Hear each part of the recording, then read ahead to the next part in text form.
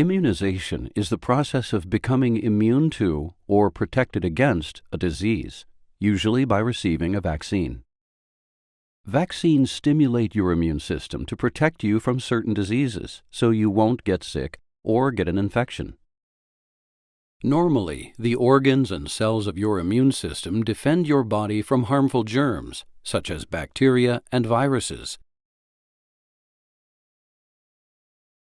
Immune cells are constantly circulating through your body. They monitor certain substances on the surfaces of cells called antigens. Healthy cells have different antigens than diseased body cells or foreign invaders in the body. Immune cells usually ignore the antigens on healthy cells.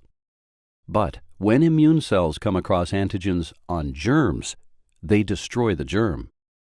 Afterward, the immune cell displays the germ's antigen on its surface. This activates other types of immune cells to help get rid of the infection. For example, some activated immune cells recognize the antigen on infected body cells and then destroy them. Other activated immune cells, called plasma cells, make molecules called antibodies. These antibodies travel through your body and lock on only to germs that have its specific antigen. This marks the germ for destruction. Then, other immune cells attack the germs that have these antibodies. Once the infection is gone, some of the immune cells that were exposed to the antigen become memory immune cells. In the future, if the same type of germ infects your body again, the memory immune cells will be ready to destroy it so you don't get sick. This is called natural immunity. In many cases, it will last your whole lifetime. The problem with getting natural immunity from having the disease itself is that some naturally acquired infections can cause serious complications, or may even be deadly. For example, polio can result in permanent paralysis or death.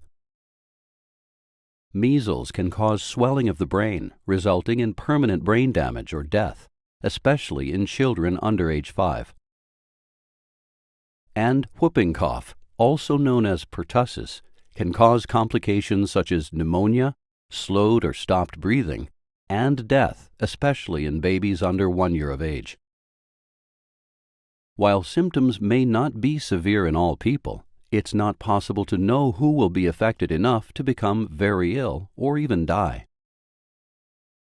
Vaccines can protect you from getting these diseases and their harmful symptoms. Vaccines often contain a small amount of weakened or killed germs, but some contain genetic material, such as RNA or DNA, that provide instructions for your body's own cells to make the germ's antigen. Usually, you receive a vaccine as a shot. Inside your body, the germ particles in the vaccine teach your immune cells to attack these germs. This process doesn't make you sick, but it does cause your body to make memory cells and antibodies for those germs.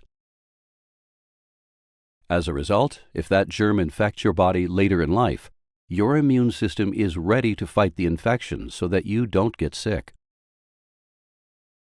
The main types of vaccines include live attenuated vaccines, inactivated vaccines, toxoid vaccines, subunit and conjugate vaccines, mRNA vaccines, and viral vector vaccines.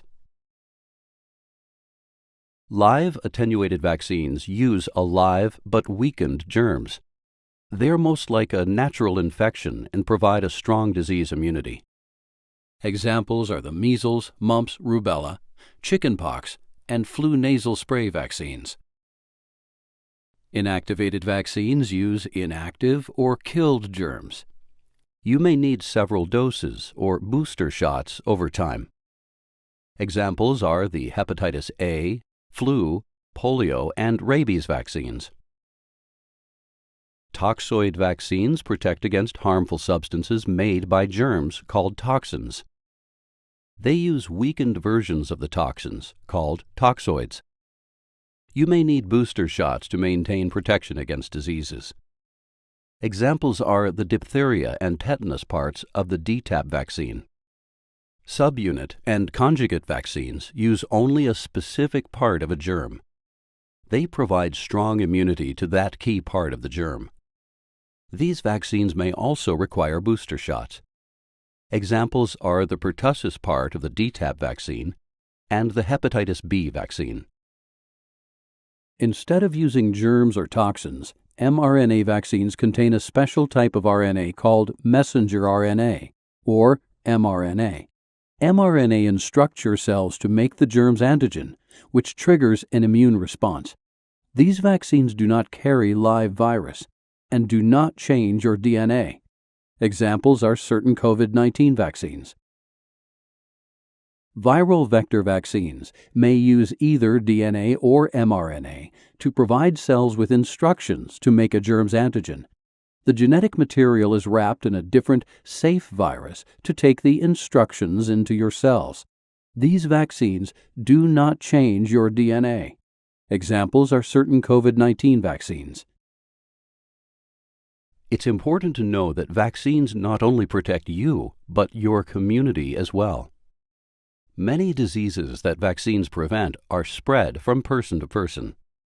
When only a few people in your community are vaccinated, the risk of a disease outbreak is high. But if most people are vaccinated, it's much less likely for a disease to spread. This is called community or herd immunity. Herd immunity is especially important to protect people who can't be vaccinated. This includes people with weakened immune systems, serious allergies, or other health conditions. Vaccines protect you, your family, and your community from diseases that can be dangerous or even deadly.